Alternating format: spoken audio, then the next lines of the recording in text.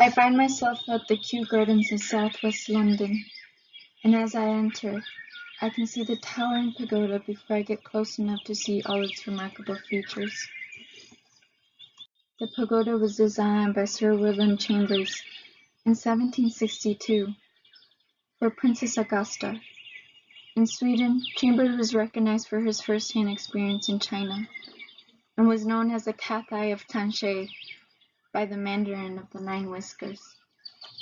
His interest for Oriental architecture was seen in many of the structures built in the gardens, but the pagoda is one of the few original structures that remains. Perhaps it is one of the few that remains because its brick building is strong that nevertheless took its toll, such as when it was used to test bombs during World War II.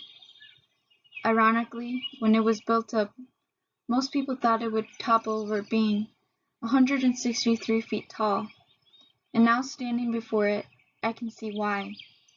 The pagoda from way down here seems daunting, and in a sense, sublime. The pagoda is considered one of the finest examples of chancery in Europe, and is also seen as a child of the Rococo style. Chancery means Chinese-like. It is a decorative style found in Europe that evokes Chinese motif. The pagoda found in Kew is definitely Chinese-like, but it is not entirely the same as other pagodas which are found in China. The pagodas found in China typically have an odd number of floors because the Chinese believe that having an odd number of floors is good luck. The pagoda at Kew, on the other hand, is made up of 10 stories that get smaller as they recede upward with tiered flanking eaves. Originally, the roofs were made up of glazed tiles which alternated in rows of green and white. In 1784, they were covered with slates, and today we see that the roof is made up of varnished iron that varies in color. On top of the roofs, there originally sat 80 dragon fanals, but for some time, they had vanished. Many people thought they were originally made of gold and that they were taken off to pay debts. But recent discoveries have shown that they were actually made of lacquered carved wood and had simply deteriorated.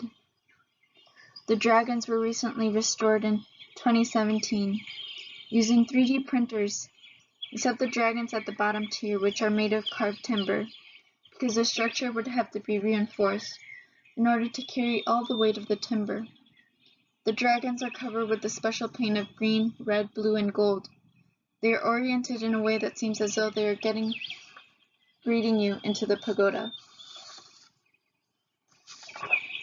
The windows are arched catenary curves, and the lowest level has a colonnaded portico that wraps around the entirety of the base. The base is usually mounted in a way to create a pedestal for the building, but in this case, the building sits flat on the ground. On top of the pagoda sits a double-gilt fanal, also known as a steeple, that points up as if it were pointing to heaven. The fanal has 8 sacred rings, rather than 9, because there is no remains of Buddha within it. In fact, there is no sacred writings, no relics in this pagoda. This pagoda is meant to be a window into Chinese culture for the Europeans. Let's take a look inside. Inside, we immediately spot the Virtuoso spiral stairs, made out of wood, have a central pole holding them in compression at one point of the treads. Let's go take a look at the top room. As I go up, there's panels on the floor, which allows you to take a look from on top to below. They act as some sort of skylight. The panels are there to cover the holes made during World War II to test out bombs. If you're scared of heights, you better keep moving forward and don't look down.